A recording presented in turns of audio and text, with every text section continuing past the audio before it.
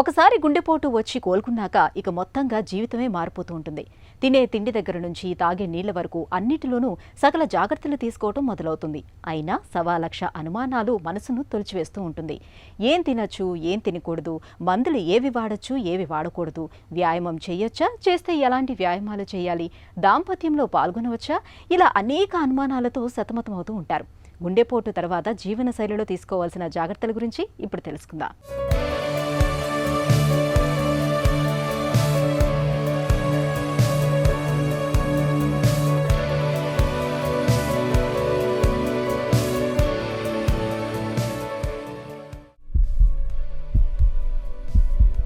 ఈ శబ్దం ప్రాణనాదం, మనిషి జీవనాదం, నిరంతరం ధ్వనించే హృదయనాదం, శరీరంలో కణకణానికి జీవాన్నందించే జీవన మంత్రం. ఈ ధ్వనిలో అపస్వరాలు పలికితే, జవజీవాల కండరం క్షీణిస్తే గుండె విలవిల్లాడుతుంది. ఈ పిడికెడు హృదయంలో గుండెపోటు రూపంలో పెను తుపాను మొదలవుతుంది. ఈ తుపాను క్షేమంగా తీరం దాటాలంటే మన చిన్ని గుండెకు సత్వర వైద్యం అందాలి. అవసరమైతే ఛాతీని తెరిచి గుండెకు చిన్న మరమ్మతులు కూడా చేయాల్సి వస్తుంది. ఇంతటి విపత్కర పరిస్థితిని ఎదుర్కొని బయటపడ్డాక మన జీవనశైలి మునుపటిలా ఉండదన్నది వాస్తవం. తినే తిండి, తాగే నీరు, వ్యాయామం, మందులు, ఇలా అన్ని విషయాలలోనూ ప్రత్యేకంగా జాగ్రత్తలు తీసుకోవాల్సి ఉంటుంది. ముఖ్యంగా గుండెపోటు తర్వాత మందుల వాడకంలో చాలా జాగ్రత్తగా ఉండాలి. డాక్టర్లు సూచించిన మందుల్ని తగు మోతాదుల్లో మాత్రమే వాడుకోవాల్సి ఉంటుంది. సో గుండెపోటు అనేది ఒకరి జీవితంలో చాలా మేజర్ విషయం అండి. సో దాని తర్వాత ఖచ్చితంగా జీవనశైలిని అయితే మార్చుకోవాలి, లైఫ్ స్టైల్ మాడిఫికేషన్స్ అంటాము.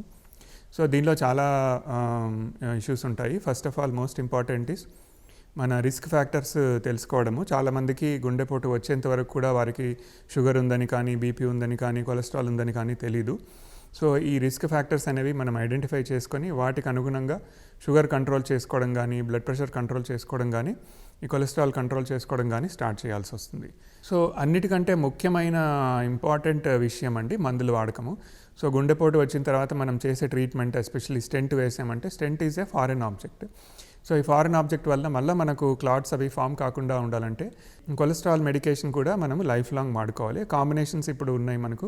సో ఈ cholesterol medication, blood thinner life long వాడుకుంటే ఈ స్టెంట్ బాగా పనిచేయడము, ప్లస్ వేరే చోట్ల బ్లాకులు రాకుండా అవకాశం కూడా మనకు ఉంటుంది.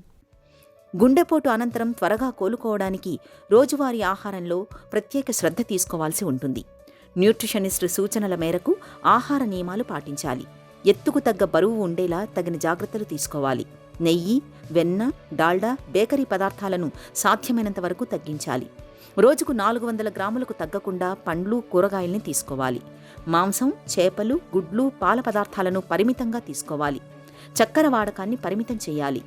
మధుమేహం ఉన్నట్లయితే చక్కెర వాడకాన్ని పూర్తిగా మానాలి. రోజుకు 5 గ్రాములకు మించి ఉప్పును వాడకూడదు. గుండెపోటు తర్వాత వ్యాయామం చెయ్యొచ్చా, చెయ్యకూడదా అనే సందేహం చాలామందిని వేధిస్తూ ఉంటుంది. నిజానికి వ్యాయామం అనేది హృద్రోగుల పాలిట తారక మంత్రం. గుండెపోటు అనంతరం త్వరగా కోలుకోవడానికి హృద్రోగులకు వ్యాయామం చక్కగా ఉపకరిస్తుంది. గుండె ఆరోగ్యాన్ని మెరుగుపరచడంతో పాటు తర్వాతి కాలంలో గుండెకు మరిన్ని సమస్యలు ఎదురుకాకుండా కాపాడుతుంది. సో ఈ ఎక్సర్సైజ్ అనేది చాలామంది అడుగుతూ ఉంటారు, మేజర్ హార్ట్ అటాక్ వచ్చిన తర్వాత మనం ఎప్పుడు స్టార్ట్ చేయాలి అనేది. సో బేసిక్గా ఇది మనకు హార్ట్ అటాక్ వచ్చిన తర్వాత ఏ టైంలో మనం హాస్పిటల్ వెళ్ళాము, ఎంత ఎర్లీగా మనకు స్టెంట్ వేయడం కానీ, సర్జరీ చేయడం కానీ చేశారు, తర్వాత ఎన్ని హార్ట్ పంపింగ్ ఎలా ఉంది, ఎల్వి ఫంక్షన్ అంటాము, ఇవన్నిటి మీద డిపెండ్ అయి ఉంటుంది. చాలా ఎర్లీగా వెళ్ళిపోయి మనం ఈజీగా యాంజియోప్లాస్టీ అయిపోయింది, స్టెంట్ వేసేసారు అంటే 1 వీక్ తర్వాత, 10 డేస్ తర్వాత యూజువల్గా మనము గ్రేడెడ్ ఎక్సర్సైజ్ స్టార్ట్ చేసుకోవచ్చు. అంటే ఎక్సర్సైజ్ గ్రాడ్యువల్గా ఇంక్రీజ్ చేసుకుంటూ వెళ్ళడము. సో దీనిలో most important is simple walking. So ఒక 30 మినిట్స్ రెగ్యులర్గా మనం వాక్ చేయగలిగితే అది చాలా యూస్ఫుల్. ఆ తర్వాత మన కంఫర్ట్ లెవెల్స్ బట్టి మనం దాన్ని ఇంక్రీజ్ చేసుకుంటూ ఉండొచ్చు. సో ఎనీ టైం మనకు ఏ విధమైన ఇబ్బంది కలిగినా కూడా అక్కడికి ఆపేసి నెక్స్ట్ డే నుంచి కొంచెం లో లెవెల్ ఎక్సర్సైజెస్ స్టార్ట్ చేసుకోవడం మంచిది. ఎక్సర్సైజ్ తర్వాత కొంతమందికి హార్ట్ పంపింగ్ కొంచెం తక్కువగా ఉండే అవకాశం ఉంటుంది. అలాంటి వాళ్ళలో కొంచెం మనం డిలే చేస్తాము.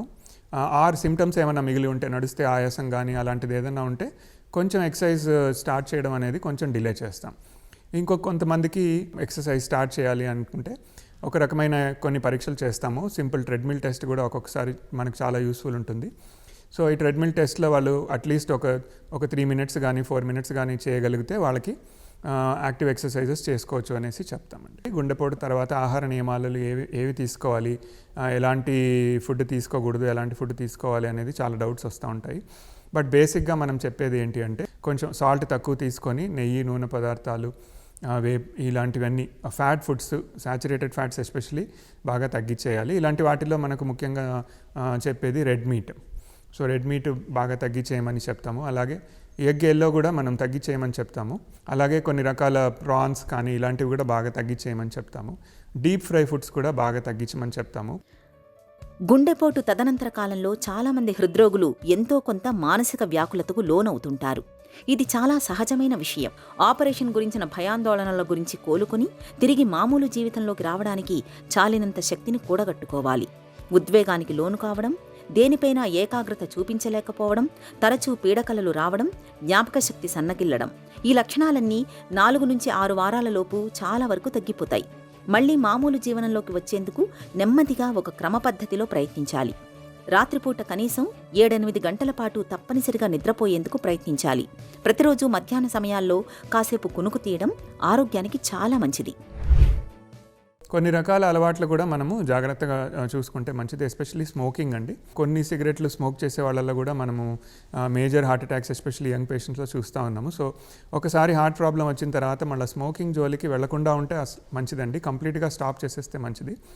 సెకండ్ థింగ్, ఆల్కహాల్ మీద కూడా చాలామందికి డౌట్లు వస్తూ ఉంటాయి. ఆల్కహాల్ వలన హార్ట్కి డ్యామేజ్ కూడా చాలా జరుగుతుంది. హార్ట్ ఫెయిల్యూర్ రావచ్చు, ఎలక్ట్రికల్ డిస్టర్బెన్సెస్, అరిథ్మియాస్ అంటాం, ఇలాంటివి రావచ్చు.